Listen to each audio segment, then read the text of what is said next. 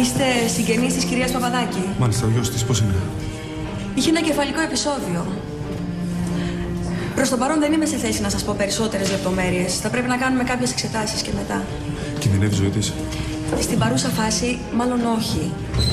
Υπάρχει όμως πάντα το ενδεχόμενο ενός νέου επεισοδίου που θα μπορούσε να αποβεί μοιραίο. Πού οφείλεται αυτό, γιατί συνέβη? Είχε αγκιακά προβλήματα? Όχι, ποτέ.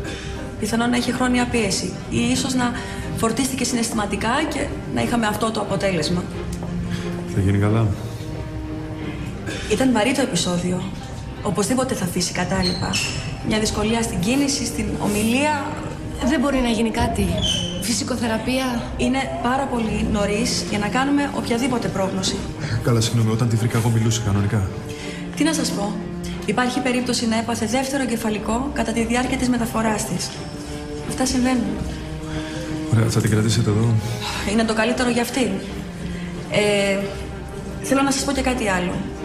Θα σας φανεί σκληρό, αλλά θέλω να σκεφτείτε το ενδεχόμενο ενός οίκου ευκαιρίας για τη συνέχεια. Κύριε Παπαδάκη, η μητέρα σας θα χρειαστεί φροντίδα. Στην ηλικία της, αυτές οι καταστάσεις συμβαίνουν. Λυπάμαι. Θα μου επιτρέψετε?